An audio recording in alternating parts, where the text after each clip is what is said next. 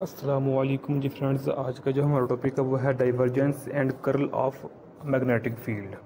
Okay, यानी कि हम लोगों ने एक सीरीज़ स्टार्ट की है EMT1 की। तो इस सीरीज़ में आज की जो हमारे पास वीडियो है ये देखें, वीडियो नंबर 37 है। इसका हमारे पास बी पार्ट है, divergence and curl of magnetic field. Okay, तो आइए इसको स्टार्ट करते हैं। बिस्मिल्लाहिर्रहमानिर्रहीम।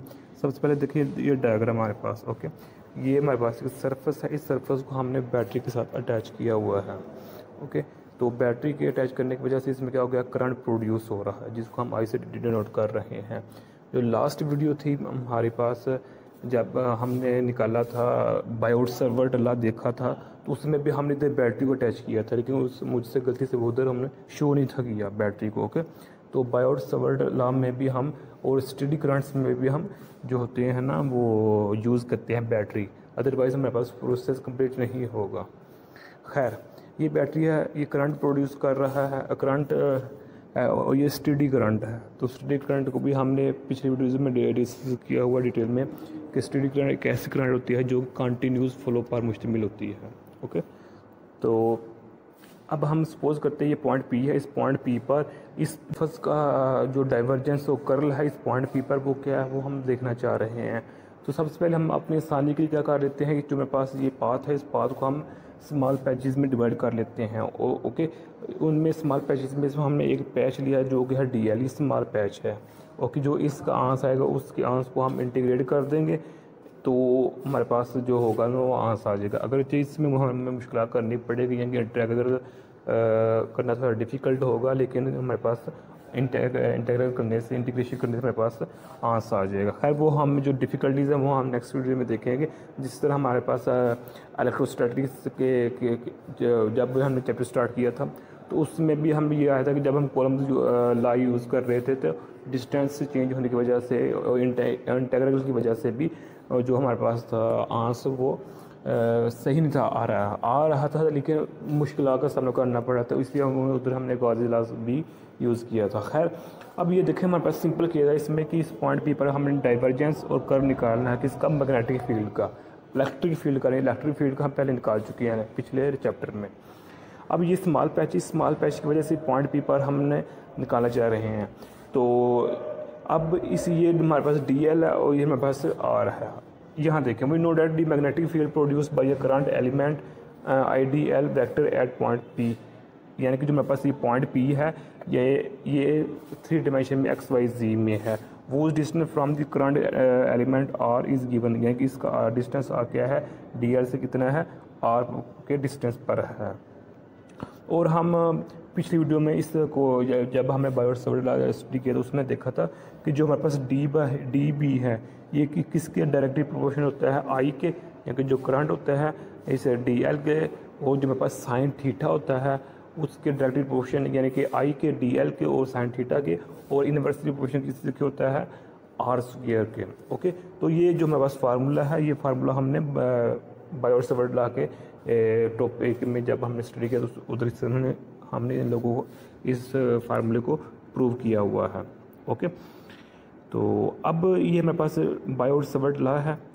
यहाँ देखें, therefore the magnetic field at point P due to your current loops is. अब क्या करेंगे, जो मेरे पास ये फार्मूला है इसको हम इंटीग्रेट कर देंगे। इंटीग्रेट करने से क्या होगा, ये DB किसको शो कर रहा है, सिर्फ इस स्मॉल पैच की वजह से जो हमारे पास मैग्नेटिक फील्ड है इस पॉइंट P पर वो शो हो रही है।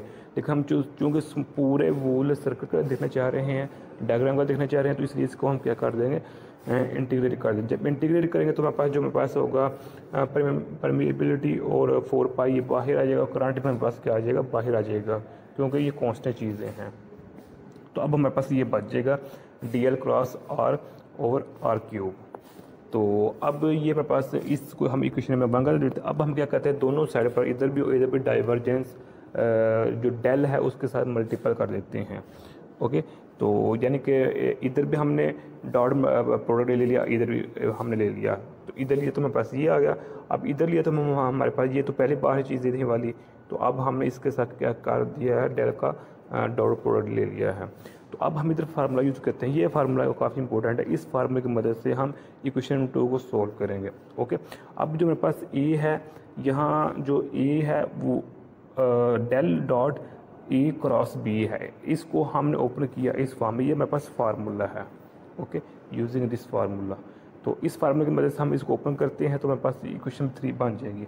अब यहाँ देखें कि जो हमारे पास ए की वैल्यू आ रही है, ये जो हमारे पास डी एल है, ए की जो वैल्यू है वो डी एल है, और जो हमारे पास बी की वैल्यू है वो हमारे पास आर ओवर आर क्यूब है। ओके, ऊपर आर वेक्टर है, नीचे आर क्यूब है, ये आर ओवर आर क्यूब, ये बी की वैल्यू है, डी एल की ए की वैल्यू है। तो जब इसको हम पुट करेंगे तो हमारे पास ये इक्वेशन 3 बन जाएगी। ओके, तो अब हमारे पास इक्वेशन 3 बन चुकी है। अब यहाँ देखें, since D L is not the function of X Y and Z, so जो हमारे पास जो डेल क्रॉस डी एल होगा, यानी कि जो हमारे पास ये वाला कंपोनेंट होगा वो ज़ीरो हो जाएगा। ज़ीरो क्यों हो जाएगा? क्योंकि जो मेरे पास डी एल है वो फंक्शन नहीं एक्स वाई का, यानी कि ये देखें कि जो मेरे पास ये डी एल है इसका फंक्शन नहीं है। ओके, तो डी एल इस पॉइंट पी का हम सिर्फ इसका इफ़ेक्ट देख रहे हैं पॉइंट पी पर, तो लिहाजा ये डी एल उसका पॉइंट पी का, यानी कि पॉइंट पी का मतलब क्या है कि एक्स वाई जी, सिंपल एक्स वाई जी का हमारे पास नहीं है, फंक्शन नहीं है, इसलिए ये कंपोनेंट ज़ीरो तो हमारे पास ये भी ज़ीरो हो जाएगा। ओके, तो अब हमारे पास ये टर्म बचती है। अच्छा, ये टर्म ज़ीरो नहीं होगी, सिर्फ ये वाली टर्म ज़ीरो हो गई, ये दोनों। अब ये टर्म बच जाती है, इसमें negative D L dot cross del cross R vector over R cube है।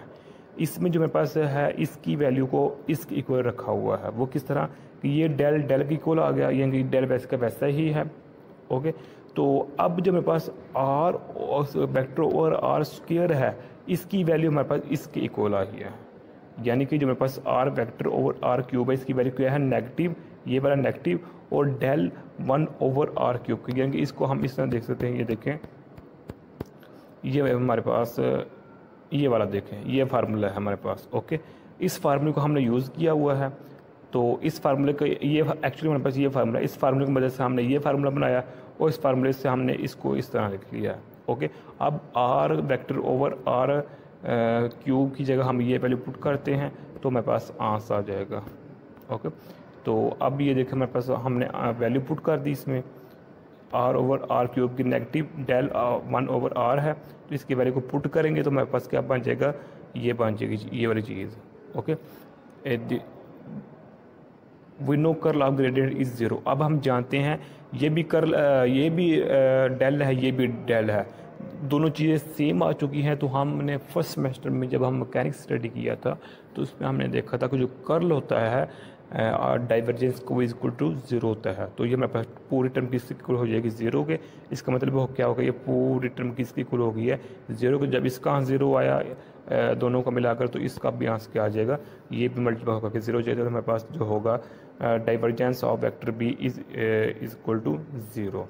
Any vector whose divergence is zero is known as solenoidal vector, यानी कि जो डाइवर्जेंस ये हमारे पास इक्वेशन है, इस इक्वेशन को हम सोलिनॉइडल वेक्टर इक्वेशन का नाम भी देते हैं। ओके, यानी कि ऐसा वेक्टर जिसकी डाइवर्जेंस ज़ीरो की इक्वल हो उसका हम सोलिनॉइडल वेक्टर का नाम देते हैं। अब हमारे पास कर्ल आ जाता है। कर्ल में देखिए क्या है, कर्ल में हमारे पास ये करंट डेंसिटी है हमारे पास J1 J2 J3 J4 है। ये टाइम इंडिपेंडेंट होते हैं और पोजीशन पर डिपेंड करते हैं। ओके, और ये स्पेस सपोज करें ये पॉइंट P1 है, इसके साथ जो पॉइंट P2 होगा बिल्कुल अटैच, उसकी जो मेरे पास करंट डेंसिटी होगी वो क्या होगी, डिफरेंट होगी, यानी कि पॉइंट टू पॉइंट जो इसका करंट डेंसिटी है वो चेंज हो रही होती है। ये लिखा हुआ आप यहाँ पढ़ सकते हैं। अब नेक्स्ट देखें, let's consider a region of space in which currents flowing the current density vector varies from, ये मैंने बता दिया, the total steady current is given by. अब ये देखिए फार्मूला हमारे पास स्टेडी करंट का। स्टेडी करंट क्या है, ये क्या कैसे प्रोड्यूस होती है, क्रिएट होती है, तो इसको हमने बकाया तौर पर इस पर हमने वीडियो बनाई हुई है, आप उधर से जाकर देख सकते हैं। तो जो स्टेडी करंट है या स्टेडी करंट है, इसको हम इस फॉर्म में लिख सकते हैं। ओके, J.JS और ओके, तो ये देखें where J vector is the current density of element DS, ये आप DS की जगह DA लिख सकते हैं। Okay, vector of a surface S bounded by closed path. Okay, यानी कि जो हमारे पास DS है, हम स्मॉल पैच ले रहे हैं DS, हम एस नहीं ले रहे, यानी कि ये देखें ना, ये मेरे पास मुकम्मल क्या है, ये एस है। ओके, जो क्लोज फॉर्म है मेरे पास एस है, हम मुकम्मल एस नहीं है बल्कि हम स्मॉल पैच ले रहे हैं एस का, डी एस। ओके, तो अब ये मेरे पास है, तो ये मेरे पास फार्मूला है अम्पेयर सर्कुलर लॉ का, ये मेरे पास इंटेग्रल फॉर्म है अम्पेयर, ये अम्पेयर सर्कुलर है। इसको अच्छा ना इस पर ये देखें, हम जो मेरे पास ये सी सेक्शन है ना, सी पार्ट है, ये देखें सी पार्ट में हम अम्पेयर लॉ को इंशाल्लाह डिटेल में डिस्कस करेंगे, इसकी डिफरेंशियल फॉर्म क्या है, इसकी इंटेग्रल फॉर्म है क्या है। ओके, तो ये देखें, ये मैं कह रहा था वीडियो नंबर 36 का जो ए पार्ट स्टेडी करंट का है, बी पार्ट में हमने बायोट-सावर्त लॉ को यूज़ करते हुए हमने magnetic field of steady current निकाला हुआ था। ओके, आप वो देख सकते हैं इजीली, इसके लिंक हो आप लोगों को डिस्क्रिप्शन में मिल जाएंगे। खैर, अब जो हमारे पास ये आई है, आई की वैल्यू को हम इधर पुट करते हैं, जो मेरे पास ये वैल्यू है इधर हमने पुट किया है, तो मेरे पास ये फॉर्म बन गई है। ओके, तो अब स्टोक थ्योरम है, स्टोक थ्योरम को हम MMP यानी कि मैथमेटिकल मेथड्स फॉर फिजिक्स 1 में भी इसको हमने स्टडी किया था, और जो हमने मैकेनिक्स 1 है, मैकेनिक्स जो फर्स्ट सेमेस्टर में हमने स्टडी की थी BS लेवल पर, उसमें भी हम स्टोक्स थ्योरम को स्टडी किया हुआ है। स्टोक्स थ्योरम का एक्चुअली पर्पज़ क्या होता है कि ये लेंथ को सरफेस में और सरफेस को लेंथ में कन्वर्ट करता है। ये देखिए हमारे पास लेंथ है, लेंथ को सरफेस में और वाइस वर्सा यानी कि चेंज करता है। Okay, but according to Stokes theorem the closed line integral, अच्छा ये इसमें शर्त ये है कि लेंथ को सरफेस में चेंज तो करता है, जो चेंज तो करता है, लेकिन इसमें शर्त क्या होनी चाहिए कि जो लेंथ है ना, लाइन इंटीग्रल है, वो क्लोज्ड होनी चाहिए। देखिए क्लोज्ड होनी चाहिए। ओके, उनके जो फाइनल और इनिशियल पॉइंट्स आपस में मिलते होने चाहिए। अब ये मेरे पास फॉर्म है, इस form the closed line integral of the vector B is equal to the surface integral of its curl, जो कि ये मेरे पास ये है, जो कि ये लेंथ का कंपोनेंट है, ये सरफेस का कंपोनेंट है, इधर मेरे पास डॉट प्रोडक्ट है, इधर मेरे पास कॉस प्रोडक्ट है, तो यही हमें स्टोक्स थ्योरम बताता है। तो इक्वेशन नंबर 2 है, ये इक्वेशन नंबर 3 है, from equation number 2 and equation number 3। तो अब ये देखिए हमारे पास जो राइट साइड है, राइट साइड इक्वेशन नंबर 3 की, इसको हम इस फॉर्म में लिख सकते हैं, यानी कि सिंपल क्या किया है, चूँकि इक्वेशन नंबर 2 की जो लेफ़्ट साइड है वो अब इक्वल हो चुकी हैं, तो अब हम इनकी राइट साइड को इक्वल लिख सकते हैं आसानी तौर पर। ओके, चूँकि लेफ़्ट साइड दोनों की इक्वल है, तो अब इक्वल आ चुके हैं। इधर भी देखें इंटीग्रल है, डबल इंटीग्रल, इधर भी सरफेस इंटीग्रल है, इधर भी सरफेस इंटीग्रल, इधर भी DS पैच है, इधर भी DS पैच है। ओके, तो ये क्या हो जाएंगे, कैंसिल आउट हो जाएंगे कि जब हम इसका डिफरेंशिएट करेंगे इस इक्वेशन को, जो मेरे पास इक्वेशन है, इस इक्वेशन जब हम डिफरेंशिएट करेंगे विद रिस्पेक्ट टू DS के लिहाज से, तो मेरे पास ये कट ऑफ हो जाएंगे, तो मेरे पास ये वाला कंपोनेंट और ये वाला कंपोनेंट बच जाएगा, ये वाला। तो ये हमारे पास जो होगा, इसको हम इस फॉर्म में लिख सकते हैं। एक्चुअली हमारे पास ये है मैथमेटिकल फॉर्म, इसको हम curl of B is equal to mu naught या यू नॉट जे लिख सकते हैं, which is the differential form of Ampere's law और curl of a magnetic field. जो इक्वेशन नंबर 4 है, इसको हम कर्ल ऑफ मैग्नेटिक फील्ड का भी नाम देते हैं, और इसको हम डिफरेंशियल फॉर्म का भी नाम देते हैं। ओके, तो अब यही आज का हमारा था इतना सा टॉपिक, तो मैं उम्मीद करता हूँ आप लोगों को इस वीडियो की समझ आ गई होगी। जज़ाकल्लाहु खैर। अस्सलामु अलैकुम व रहमतुल्लाहि व बरकातुहू।